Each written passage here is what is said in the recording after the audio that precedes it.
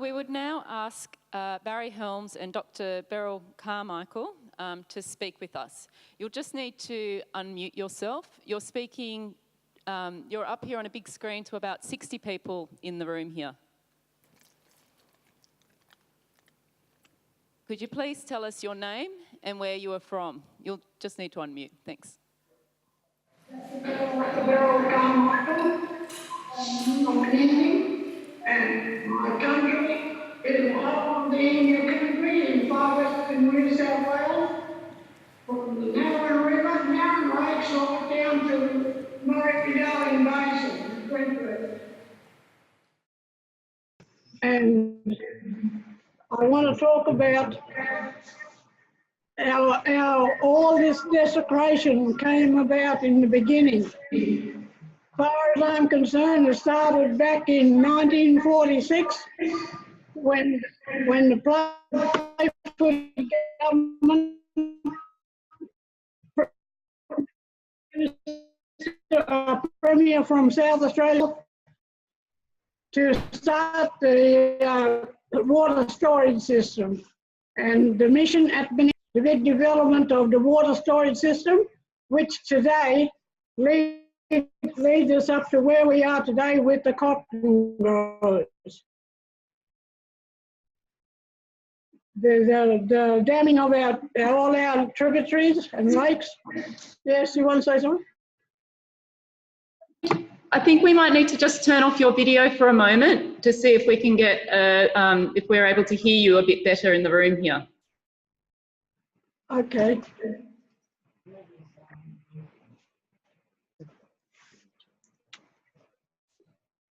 The button's just next to the mute. No, I can't down there. It's okay, we can keep trying. You can hear? Keep going. Keep going, actually. Oh, well, where do you want me to start from now? No, you can continue. We've heard you so far. Thank you.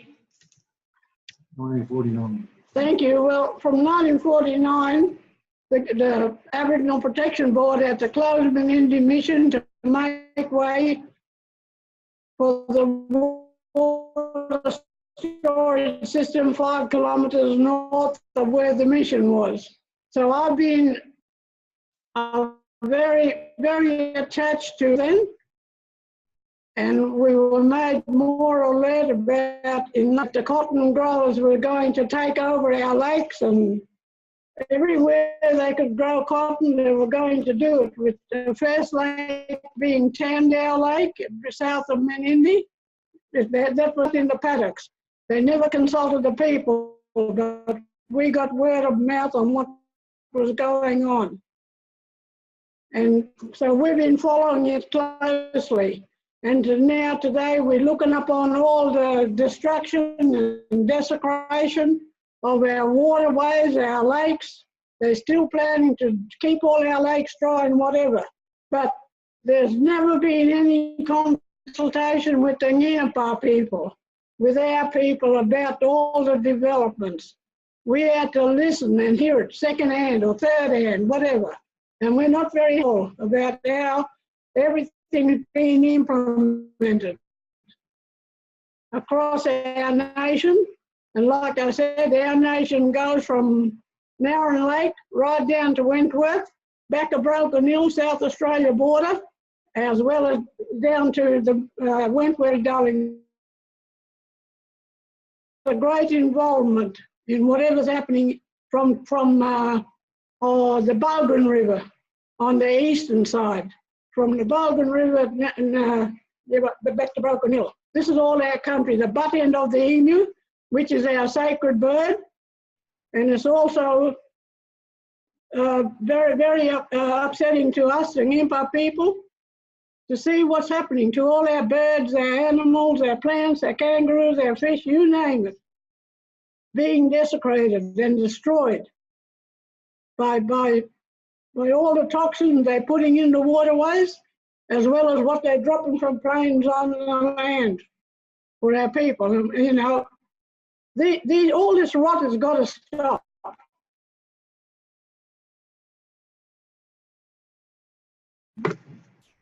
Is she frozen or finished?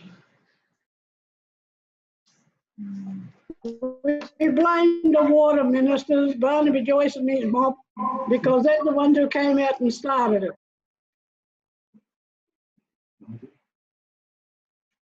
Is something wrong?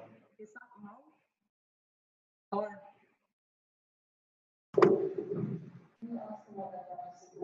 Probably mentioned Barnaby Joyce's name. And what would you like to see happen? Well, what I'd like to see happen is yeah, we want all the rot to stop. We don't want any more irrigation. Take the cottons back where they wrecked all the other rivers over on the Amazon and all around that way. Take all the cotton away from Australia. Take it back and let them suffer as well, because people in their right mind would never ever dream up doing anything like this, what's happening today, the desecration and destruction leading to genocide of all life forms that's attached to the rivers. And we've got about 6 or 12 rivers tied up in this big pudding basin, they call it. Talk about the basin, the big plum pudding basin. Let them all untie that big basin and let the water flow out freely before Christmas. Getting sick from thinking about everything. You can't sleep peacefully at night. You're going through your mind all the time on how we can fix it. And, you know, it's not fair on us. I mean, I'm 83 years of age and I've got 40 siblings. My 10 children and all my grandchildren, grandchildren. And, I worry for them too. What's their life going to be like in 10 years' time or 20 years if we don't stop the rot that's developing along and stealing all our water now? I've got our ancestors, spirits coming to me, wanting their turtles taken back, wanting their totems sent back to them. I'd love to send them back willingly, but all the turtles met up below Menindee, up above Menindee and the big Palmyra Lake. They met up there in 1974. They formed a massive carpet right across the river, about 12 foot high or 12 foot wide, right across from bank to bank. I didn't have a camera with me to take a photo of it, but this is our spirits consulting us all the time about what we should be doing. We're very spiritual-minded people, and because our ancestors and our land was created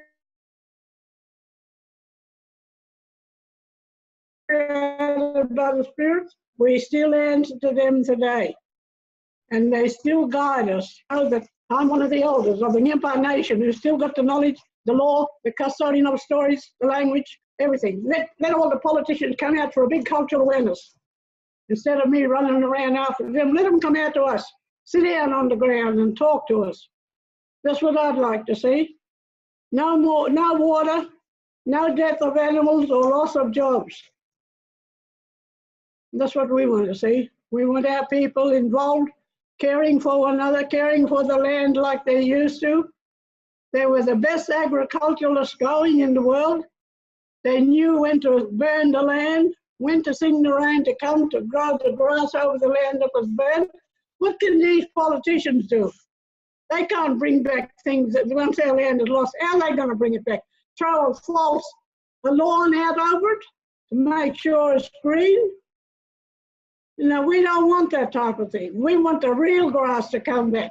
Our real medicinal and vegetation, edible plants to come back along the water's edge, which we have been deprived of now for the last 5 or 6 years. We still do our traditional healing.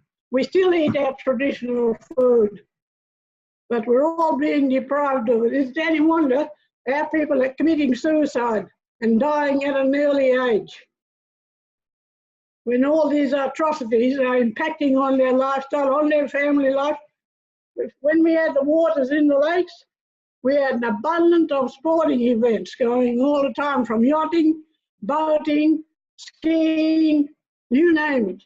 Then all of a sudden, boom, wasn't allowed to happen anymore. They started draining the lakes.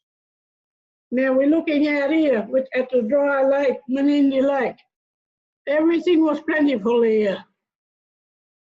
You know, and they've taken it all away from us and our kids and our future generations. And I, for one, am not going to sit quiet. I'm getting on to human services and the First Nation people, because we are the descendants of the First Nation people. We never ceded our sovereignty, and we still abide by the old laws and the old ways. So I'm taking now contact with human rights that work with me in solving the problem, because I've had enough on my own. Thank you very much for giving me the opportunity to talk. Thank you very much.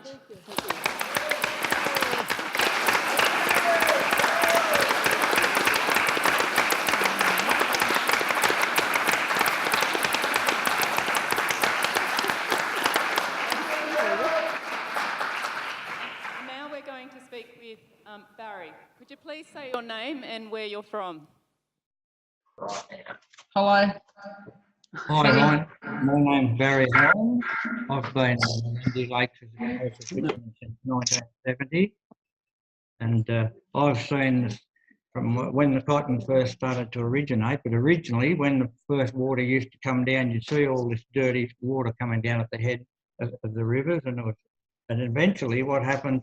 It gradually got worse. But then, as time went on, as the cotton fields escalated, we noticed that every time the water was drained out of the lake, which they said they had to release it to South Australia originally, this is late in the 80s, and originally we had a real problem. Whenever the water went, we had this, what they call blue-green algae, but which really is a concoction of all the chemicals, insecticides, fungicides, herbicides, pesticides. This is quite frightening, and now, in this day and age, we've got a situation whenever there's no water to release out of the lakes, which the water quality stays quite good in Menindee Lake, they release a bit of water down the river. But the moment the river's allowed to settle, it only takes a few months now, these chemicals seem to come to the fore with the clearer water. The fish start to die. We're not allowed to swim in the river. We're not allowed to boat. We're told not to eat the yabbies. We're told not to eat the fish. Don't let your dog drink the water. It just goes on and on and on. And as time has escalated, the properties have got bigger and bigger, and they've had the power to take more and more water. But I'd just like to go on to the effects of it now. And I want to question the policies of the New South Wales government, especially Niall Blair.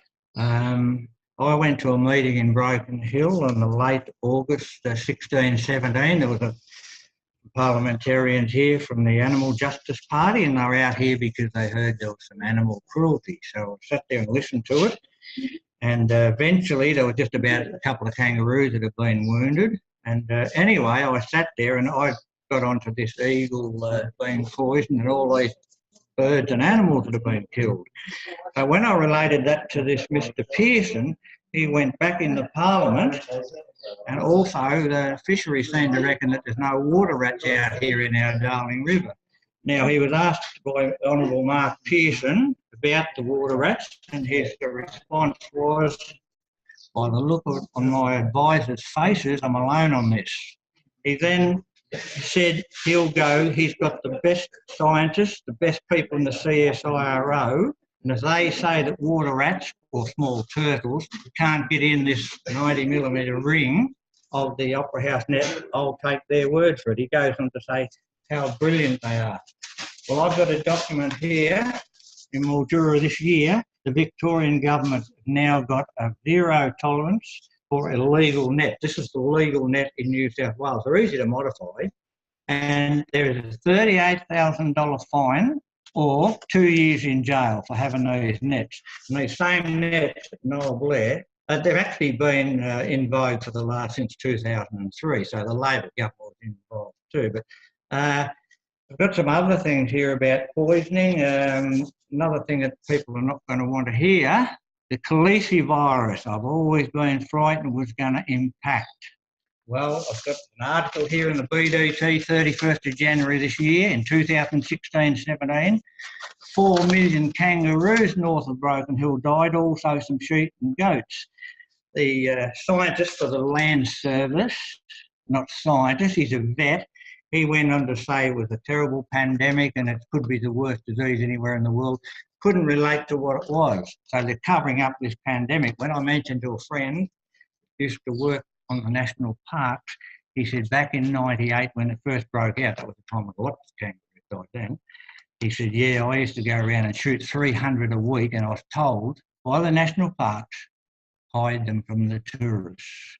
So this pandemic broken out again. And I question this bulldust in this paper by this vet and the government. They're actually covering this because if that was a disease as bad as he's saying in this article, those stations would have had to been quarantined. And there's no way that sheep or cattle or anything would have been able to go off these properties. So that's one thing. Now this lanate, I mentioned this lanate L. This is a thing that I mentioned to the people from Sydney. Now what I told them was, and they watered it down when they got in Parliament, good people, but they watered it down, it's too big for them. They said that a man come in and said that lanate L can be bought by anybody, and you still can buy it right now. You can just walk in and you don't need to even have to give your name. And they basically watered that down and said, they didn't say, what I did say was that the National Park in conjunction with the Wild Dog Board and the Land Services were distributing this to all the pastoralists in North, East and Western New South Wales. Now I've got here, this is still current right now, they've got 1080 signs on the Broken Hill Road. This is current. This poison's laid there from the 10th of the 4th, 18 until the end of November. Now, have a look on the bottom. Caution, non-target animals may be affected. Now, they use the word wild dog. They're not allowed to say dingoes because it might upset someone. Now, no one out here, to my knowledge, that I've spoke to has ever seen one dingo on the Broken Hill Road.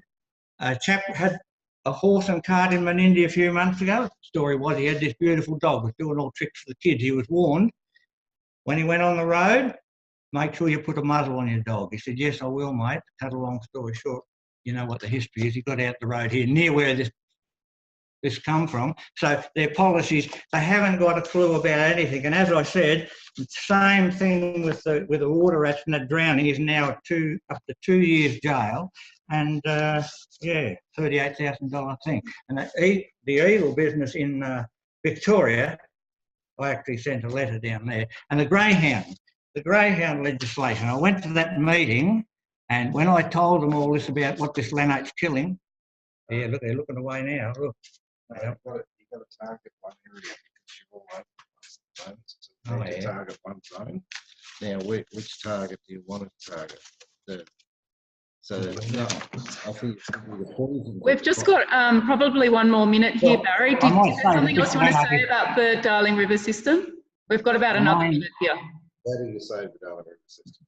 It's about that. Well, we stopped chemicals coming into it. This lanate is one of their main chemicals.